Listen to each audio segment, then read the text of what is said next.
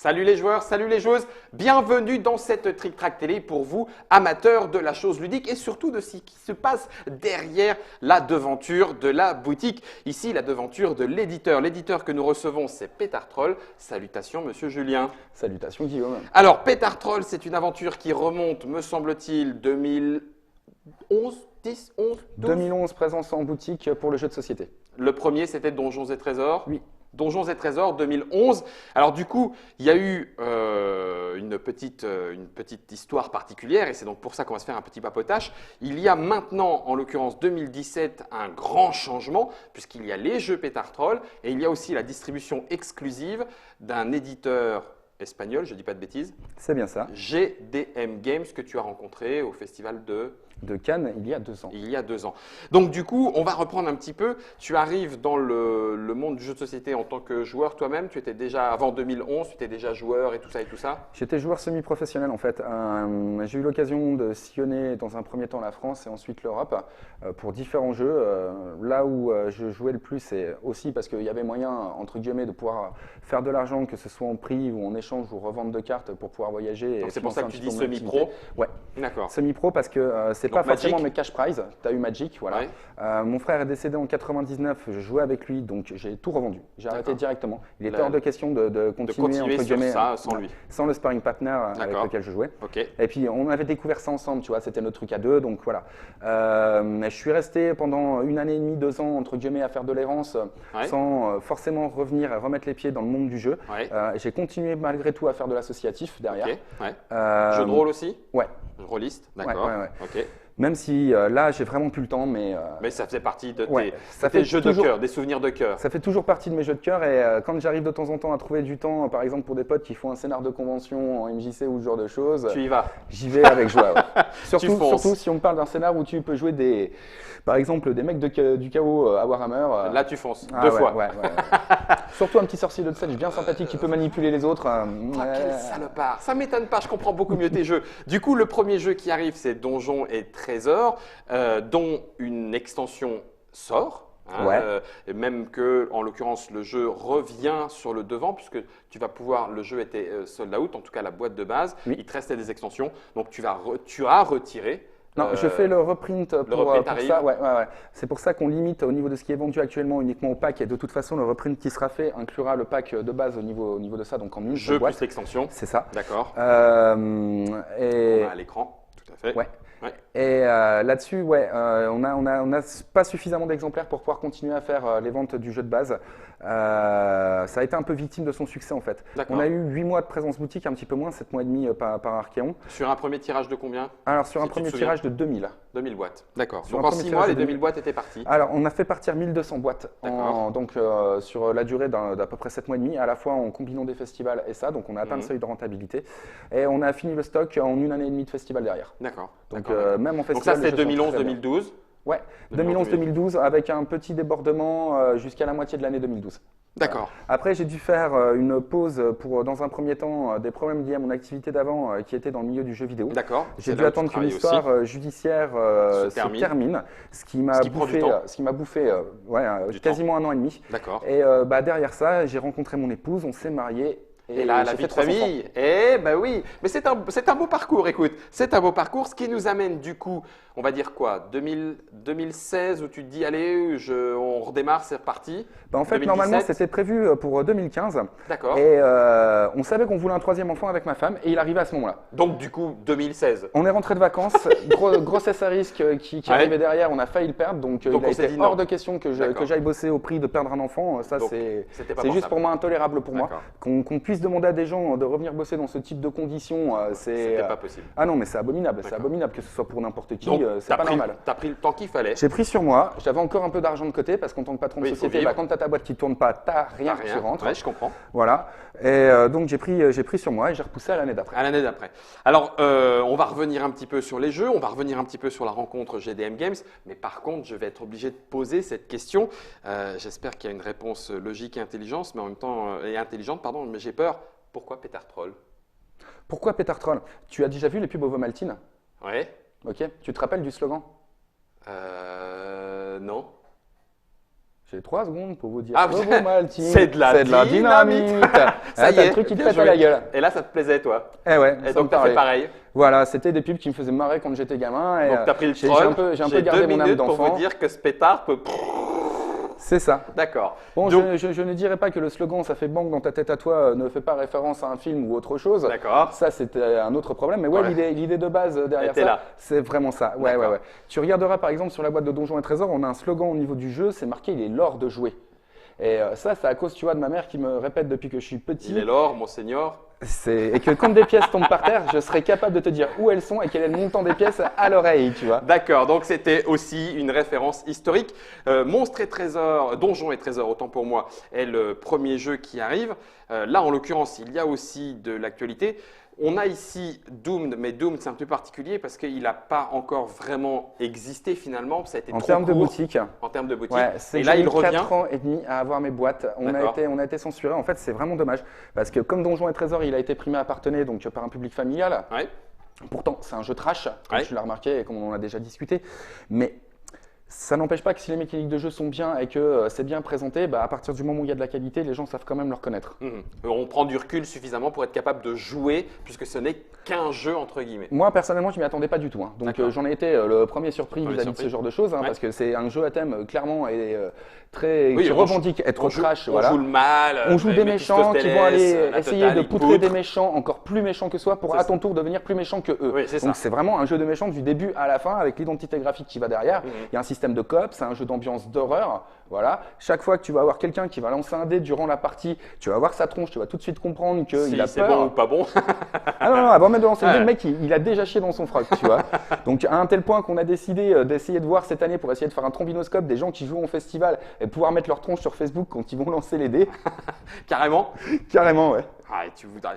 Alors du coup, on a ici, bah, oui, voilà, faut effectivement pas s'arrêter hein, à Jabba le Hutt version des enfers. Du coup, celui-là, Doomed, va revenir. Ouais. D'accord. Et c'est pareil, je remonte l'ancien logo, on ne le voit pas très très bien là pour l'instant, il est, tiens, attends, bouge pas, voilà, tiens, Jama. Ça c'est l'ancien logo Pétard Troll, Oui. avec la dynamite qui explose. C'est Et du ça. coup, il a lui aussi évolué, hein, puisque j'ai vu que sur la fiche de Trick Track, vous aviez refait le logo.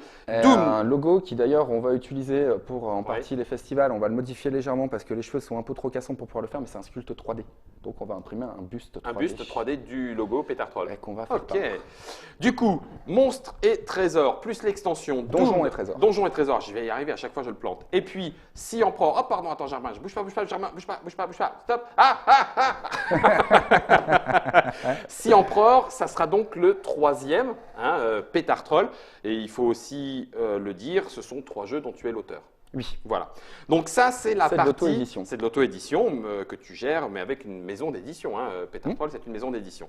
1, 2, 3, vous retrouverez les Trick Track Télé, bien évidemment, autour de ces jeux. Mais il y a eu aussi, tu l'as dit l'année dernière, une rencontre particulière. Alors donc ça s'est fait à Ouais, il y a Cannes. 2 comment ans. Il y a 2 ans, dans un 2 ans, premier pardon. temps, en m'arrêtant au détour d'un stand pour discuter, parce qu'il y avait un jeu qui était présenté qui s'appelait Mitatoire, dans lequel une des divinités que l'on peut jouer est Cthulhu. Donc, comme tu le Toi, sais, tu t'arrêtes. je suis un fan de Cthulhu. Surtout qu'à l'époque, on n'était pas encore inondé par Ouais. ce nombre de produits Cthulhu et tout. Et Ouais. donc voilà, on commence à discuter donc avec Francisco, donc Pâques. Ouais. Et au final, il me dit, bah écoute, moi j'ai des jeux, j'aimerais bien pouvoir les faire en France. Moi je lui dis, bah écoute, moi je suis en train d'essayer de développer justement un secteur d'activité de distribution. J'ai tout ce qu'il faut au niveau des différentes boutiques, etc., au niveau du catalogue que j'ai derrière. Il me suffit juste de finir de mettre les infrastructures en place. Et c'est parti. Et c'est parti. Il m'a envoyé Wake Up Toulouse en version print and play. D'accord. On a fait des correctifs en interne qu'on lui en a envoyé au niveau de la séquence de jeu et de la façon dont le jeu tournait. Ouais. Et derrière ça, il m'a envoyé Skep. Alors Skep, je suis juste tombé complètement amoureux. D'accord. Comme tu peux voir, en termes de graphisme, en termes de type de jeu, c'est un jeu qui joue dans la Deuxième Guerre mondiale. Donc c'est pas vraiment les univers que je présente vis-à-vis de mes jeux. Donc tu peux en déduire qu'à la base, je ne suis pas forcément fan, mais c'est une véritable tuerie. C'est tellement une tuerie jeu que est bon. c'est un total sold out. D'accord. Je fais traîner mes 20 dernières copies volontairement. Je refuse de les vendre en boutique. On m'a encore redemandé 3 fois d'en vendre en boutique le week-end dernier. Je ne veux pas les vendre en boutique. Il ne m'en reste que 20. Je veux continuer de le faire connaître au niveau des festivals et insister pour que mon éditeur me fasse enfin un reprint. Il me fait un reprint. Je lui dis, tu m'enfiles au moins 1500. Ça, c'est pour 6 mois. D'accord. Donc ça, est-ce que c'était quelque chose que tu avais envisagé au début? Parce que là, du coup, tu passes plutôt côté distribution. Les boîtes les boîtes en elles-mêmes sont déjà multilingues. Hein. Ouais, les boîtes qui sont faites par GDM sont déjà du multilingue, D'accord. tout à fait. Mais du coup, tu pensais pas forcément faire de la distribution au départ, si? À la base, moi j'étais parti pour faire de l'édition et uniquement une maison d'édition. D'accord. Mais la situation française est… Complexe?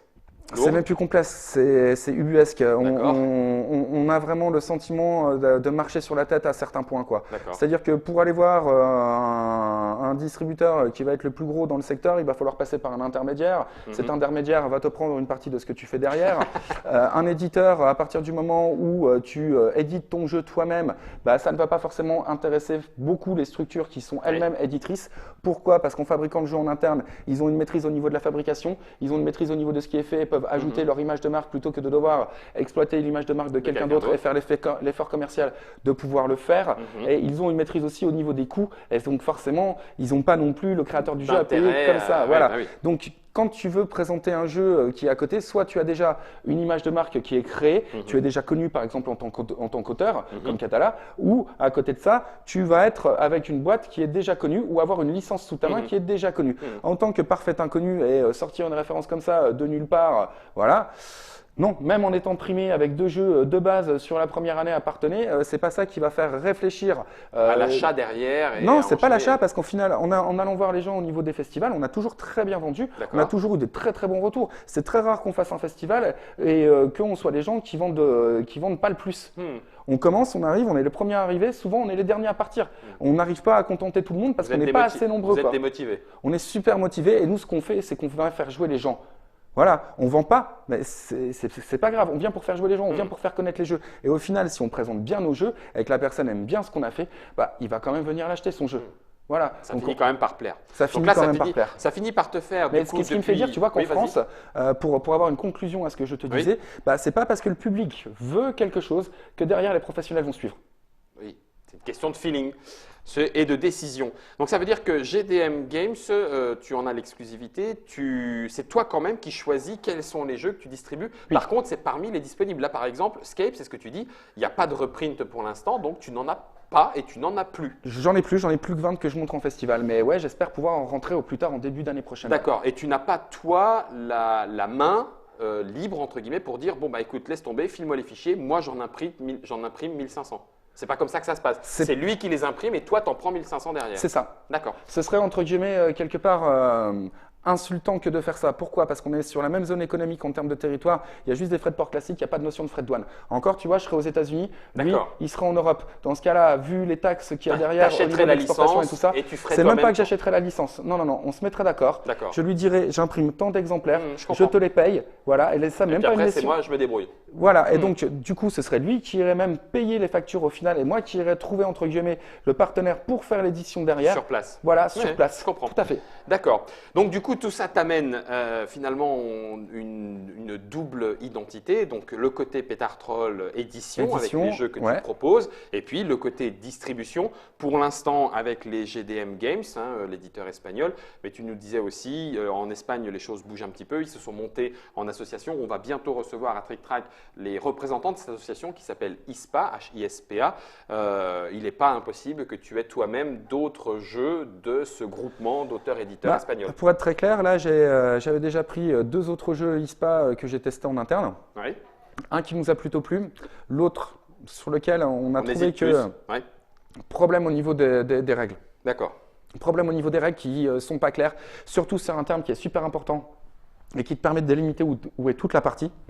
Il y avait une jolie identité graphique derrière, mais si le jeu ne suit pas, ou qui a des ambiguïtés, voilà. Donc, pour être très clair, je vais regarder de très près les vidéos que vous allez faire au niveau de ISPA, surtout qu'ils vont avoir aussi des nouveaux produits depuis Cannes au niveau de ce qui est fait. Donc, tu entendras aussi sûrement parler de moi par pack pour faire aussi un petit peu la promo du fait que ces jeux sont vendus chez nous.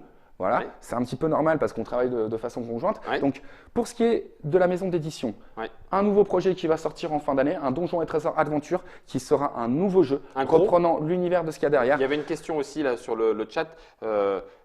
plutôt gros jeu ou quand même à nouveau plutôt Sea Empereur, Donjons Alors, et Trésors, plus quatre, light? on a 4 paquets de 55 cartes au niveau de ce qui est fait. On D'accord. va avoir une durée de jeu qui va tabler vers les 1 demi-heure, 45 minutes D'accord, au donc niveau de on ce qui reste va être quand fait même derrière. familial. Ouais, on reste sur du moyen. On va pas aller dans du expert gaming, D'accord. aussi bien en termes de mécanique de jeu que en termes de format de jeu. D'accord. Ok. Hein, quand je dis Ça format de roule. jeu, c'est par exemple Oui. pour moi un niveau expert. Doomed n'est pas encore un niveau expert. Non, Du il est, 2h30, il est facile à voilà. jouer, mais il est long. C'est pas Non, non, non, c'est non, pas je parle, difficile. je parle pas niveau difficulté, Oui, au c'est niveau ça. du fait d'appréhender, etc. Oui. C'est pas ce niveau-là que je parle. Je parle au niveau Oui. purement durée. Oui, je Pour comprends. moi, purement durée, ça va dépasser les 3h, 3h30 pour commencer à rentrer À parler dans du dans. long. Ouais. Ah, quel malade. Mais vous savez, mon bon monsieur, que ça ne se fait plus 3h30, ou alors c'est beaucoup plus rare. Ça existe encore, mais c'est beaucoup plus Mais rare. tu sais, moi j'ai un rouleau de scotch à la maison, j'ai moult armée de Warhammer et de Warhammer 40 000, j'ai envie de me mettre sur la gueule avec un pote. prends On fait un champ de bataille avec le scotch, on prend un demi-étage, et pendant 3 mois, ma femme se plaint parce qu'il y a des Il y a plus de figurines place. partout, quoi. Ok, je comprends beaucoup mieux. Autre petite question, du coup, maintenant qu'on a compris que tu vas donc continuer et Pétard Troll, puisque maintenant c'est ton activité à temps complet, hein. Pétard Troll d'un côté, distribution de l'autre. Tu travailles Je avec, traduis en espagnol pour Ouais. la fin de l'année. avec de l'autre côté. On va essayer d'aller voir aussi à Essen, on va faire un petit tirage allemand Ouais, pour pouvoir présenter ça. Donc il va falloir que je compte sur mes potes allemands parce que moi et l'allemand, ça ça fait fait 4. 3. Donc ça sera ta première, on va dire, incursion sur le marché allemand. Oui. D'accord. Et puis, en l'occurrence, pour la suite, tu vas donc continuer sur ces deux lignées, c'est-à-dire choisir et faire venir des jeux que tu proposeras au public français sur les festivals et dans les boutiques. Tu travailles maintenant avec madame, votre épouse, pour le côté Donc tu vas être chargé, professionnel. elle, clientèle au niveau des C'est ça, boutiques et moi je vais d'accord. être chargé fournisseur. D'accord. Et puis, continuer, on l'a vu et on l'a bien compris, le côté édition avec, en l'occurrence, Doom, l'arrivée de Doom, Sea Empereur, et puis le futur Donjons et Trésors Adventure. Adventure. Je me suis pas trompé. Donc Bon. on a aussi 2 jeux normalement qui doivent arriver Vas-y. en juin de la part de GDM. Un jeu où tu vas manager ton groupe de métal. Ça devrait te plaire. Je ne vois pas du tout de quoi tu parles. Est-ce que tu as joué à Rock Band Manager? Je suis pas fan. D'accord. Donc, du coup, celui-là, par contre, te plaît. Si tu l'as pris à ton catalogue, c'est qu'il te Alors, plaît. Je n'ai pas encore eu le temps de l'essayer, mais je ne vais D'accord. pas tarder. D'accord. Le deuxième jeu par Donc, tu contre nous qui en arrive diras. normalement en juin, je l'ai Ouais. déjà essayé. D'accord. C'est un jeu qui est assez simple où tu vas devoir faire le contenu des vaisseaux spatials pour arriver à matcher avec tes objectifs de victoire. D'accord, ça marche. Un jeu sci-fi, science-fiction dans l'espace. Deux petites dernières questions avant de nous séparer, puisqu'on a maintenant un petit peu parlé de l'avenir. Toi, tu arrives depuis 2011, bon, tu suis ça depuis bien plus longtemps. L'évolution, tu en parlais un tout petit peu, l'évolution du jeu de société, comment tu vois ça en France et même de façon internationale?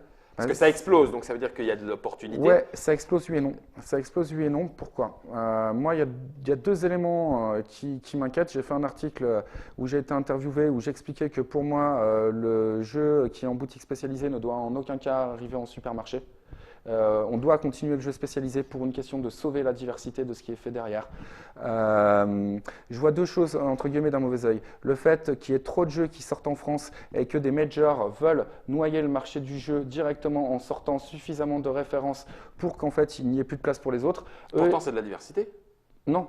Non, c'est pas de la diversité parce que ça reste la même boîte qui est décisionnaire à la fin. Et au niveau de diversité thématique, peut-être, diversité en termes de mécanique de jeu, beaucoup moins. Là, je vois par exemple les jeux qui me sont fournis par des GDM Games, j'en ai aucun, mais aucun qui se ressemble et aucun qui a une mécanique qui pourrait même être comparée. Tu l'as vu par toi-même en testant les jeux, ils ont tous des mécaniques fortes, des identités fortes, et pourtant, tu peux pas en comparer un seul. Ah, il y a des éléments mécaniques qu'on peut retrouver, mais pas. C'est comme une recette, hein. On peut dire, tiens, il y a du safran dans celle-là, il y a du safran dans celle-là, il y a du safran dans celle-là. C'est pas pour autant que la recette est la même. C'est pas parce que les ingrédients se ressemblent que la recette au final est identique. En gros, Donc, on essaye diversité. d'avoir soit au niveau de ce qu'on édite, une forte identité graphique et des jeux qu'on ne voit pas ailleurs, voilà, ou des jeux qui vont porter avec des mécaniques qui sont intéressantes. Bon, aujourd'hui, on a quand même Scape qui est, de ce que j'ai appris, le petit jeu indépendant le plus vendu en 2016 au monde. Voilà. Il y en a eu, je ne sais plus si c'est 12 000 ou 20 000 qui ont été printés, tout est parti. Ah, Donc, d'accord, du dans petit son jeu format. indépendant, voilà. Parce que du 80 000, du 800 000, il y a des jeux qui se vendent à 80 000 et 800 000 Bien par sûr, an. bien sûr. Mais Oui, d'accord, dans sur son format, sur tout ce à fait. petit format, etc., etc. Et Wake Up Toulouse, donc, qui a été primé aussi vers Camille, on a Doomed qui a été primé, on a Donjons et Trésors qui a été primé, donc on a quand même des produits, tu vois, qui essayent aussi d'avoir des labels au niveau de ce qui est fait, avoir des prix d'excellence derrière, ou avoir des choses qui sont reconnues. On a aussi Shinobi qui est de l'auteur de l'Astor de cette année, donc on essaye quand même d'avoir une démarche qui est qualitative. Voilà, on fait passer la qualité avant la quantité, en tout cas c'est ce qu'on espère, ce sera au client de nous le dire par la suite, De parce que toute le façon, client a toujours raison. Bah, toujours raison, en tout cas c'est lui qui a le dernier mot. Je ne sais pas s'il a toujours raison, mais c'est lui qui a le dernier mot. Donc ça veut dire qu'on entendra à nouveau parler de Julien de Pétard Troll à l'avenir.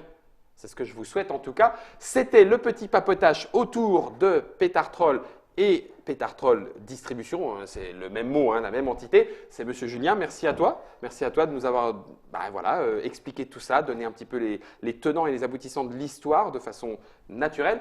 J'espère que vous, de votre côté, vous en aurez tiré quelques informations supplémentaires sur comment le jeu évolue, sur comment le métier d'éditeur ou les différentes rencontres peuvent amener à se diversifier. Je voulais juste revenir sur une petite chose parce que je t'avais dit qu'il y a un deuxième point qui m'inquiète aussi. Ah, le deuxième point qui t'inquiète. Le deuxième point qui m'inquiète au final, c'est que j'ai commencé ce métier-là pour le jeu de société, donc en fin 2010-2011. Oui. Les infrastructures qui sont à mettre en place aujourd'hui ne sont pas du tout les mêmes. J'ai l'impression de mettre en place limite une petite multinationale au niveau de l'équipement dont je dois me doter aujourd'hui pour pouvoir faire la distribution en boutique. C'est-à-dire tout ce qui est l'équipement pour les codes barres, limite à devoir aller chercher des cellophaneuses au niveau derrière pour pouvoir emballer les jeux.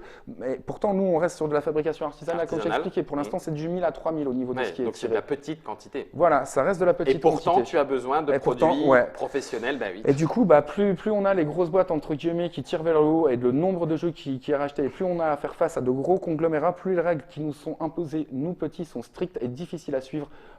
Niveau économique. Bah oui, il va falloir peut-être se réinventer. C'est ce qui s'est passé dans le milieu de la bande dessinée, c'est ce qui s'est passé dans le milieu de la musique, c'est ce qui se passera certainement dans le milieu du jeu de société. Mais il y aura des indépendants, il y aura d'autres façons de faire, il y aura d'autres chemins à entreprendre. Des conglomérats qui sont en train de se faire comme Ispa Game ou comme nous on va essayer de faire par la suite. Mise en réseau. Voilà. Vous avez des petits éditeurs, vous êtes des petits éditeurs, vous avez des bons jeux, vous venez nous voir, on teste. Si ça nous intéresse, on discute. Et voilà.